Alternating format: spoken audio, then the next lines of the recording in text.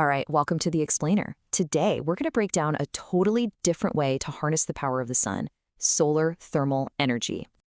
Okay, so let's just dive right in. I mean, when most of us think solar power, you probably picture those classic panels on a roof, right?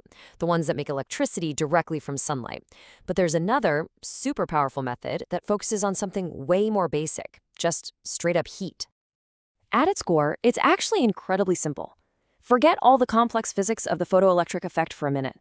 Solar thermal just uses a principle we all get. You know, when sunlight hits something, it gets hot. Think about wearing a dark t-shirt on a sunny day. Well, this is just taking that exact idea and scaling it way, way up. So this tech really goes down two main paths. It all just depends on how hot you want to get and, what you actually want to do with all that heat.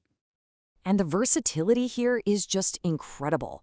On one hand, you can have a really simple, low-temp system that just heats water for your house. But on the other hand, you can scale it up into these massive power plants that use fields of mirrors to get temperatures hotter than lava. So yeah, these are the kinds of systems you might have actually seen around. They can be active with pumps moving fluid around, or they can be totally passive with zero moving parts, kind of like a solar oven or even a well-designed greenhouse. It's a pretty simple and really effective way to shave a good chunk off your utility bills. But just heating your home, that's just scratching the surface.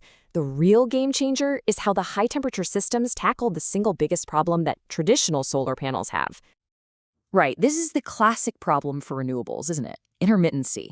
And this is exactly where the high-temp version of this tech, which is called concentrated solar power, or CSP, offers a really, really cool solution.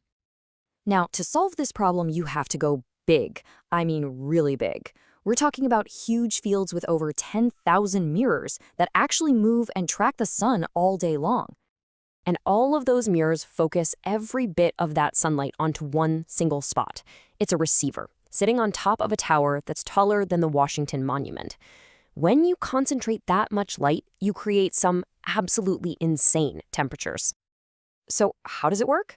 Well, the system uses all that sunlight to heat up molten salt. Yeah, you heard that right, which is an amazing way to store heat. They keep this scorching hot salt in a giant insulated tank, kind of like a massive thermos. And this is the key. It completely separates collecting energy from making electricity. That's what lets it generate power day or night. And that quote really hits the nail on the head.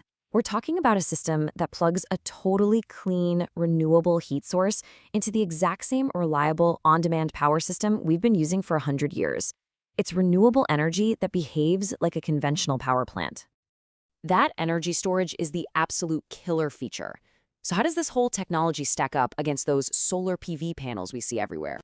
Okay, so when you put them side by side, the trade-offs are pretty significant. PV panels are usually more efficient for the amount of space they take up, and you'll probably make your money back faster. But, and this is a huge but, CSP has that built-in ability to store energy as heat. It's like buying a solar plant with a battery already included, and that's a massive deal. But look, as with any technology, it's not a perfect silver bullet. So let's get real and take a balanced look at the good and the bad. The biggest advantage, hands down, is its ability to act like what they call a baseload power plant. It's dispatchable, which is just a fancy word meaning the grid operators can turn it on and off whenever they need to meet demand. That provides stable, reliable power even after the sun goes down. But there is a flip side. The challenges are pretty serious. These plants are incredibly expensive to build, and they need just massive amounts of land. They also work best in deserts, which are usually pretty far from the cities that need the power, so you lose some energy sending it over long lines. And here's the real irony. A system that works best in the driest places on Earth actually uses a lot of water to create the steam for its turbines. That's a tough nut to crack when water is so scarce. And that's really the big question this technology leaves us with. It forces us to think beyond just the panel on the roof and to really consider every possible way we can capture and maybe more importantly, store the unbelievable power of the sun.